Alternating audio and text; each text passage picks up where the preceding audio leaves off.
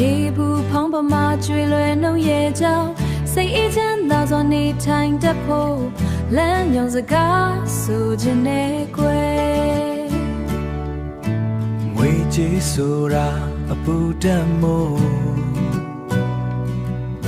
အရှုံးရှင်ကြီးအောင်ရှင်းလင်းစွာနေလူချင်းချင်းကြမှာလေအညိုတေးတွေကင်းဝေးလို့သာနေဒီချက်ကိုသာလိုက်နာဆောင်ထိန်ရင်စေရောကိုပါလန်းဆန်းလို့ရှင်ဘဝနှလုံးသားအေးချမ်းသာရလို့လူသားတို့ဘဝအတိတ်ပဲချိုမြိန်ခြင်းတွေနဲ့ပြည့်စုံမယ်ကိုအကောင်းဆုံးထုစစ်ဖို့ရာ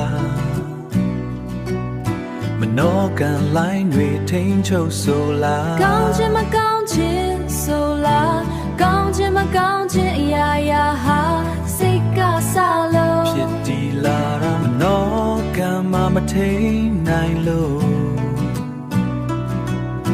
အကုန်လုံးတတွေခိုးအောင်ခဲ့ရင်နှုတ်ထွက်ဝစီမဖြစ်ပေါ်အောင်တတိတရားနဲ့ပိတ်ဆို့ကစင်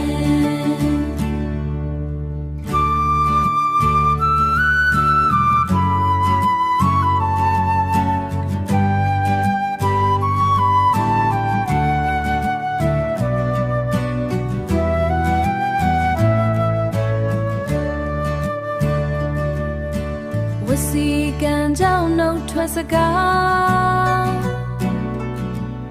မရောတစားဖြစ်ပေါ်ခဲ့ညာမချမ်းသာစေဖို့တတိ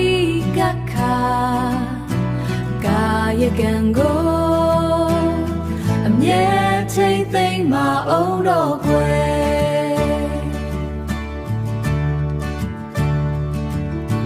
ဒူစရိုက်တရားဆယ်ပါကိုသာရိုက်တရားဆယ်ပါကိုသာကိုစီကိုငါထိန်နိုင်ကြရင်ယခုဘဝမှာလဲအေးရိတ်တင်နောင်တန်တရားတွေ့လဲအကောင်းဆုံးသောဘဝတရား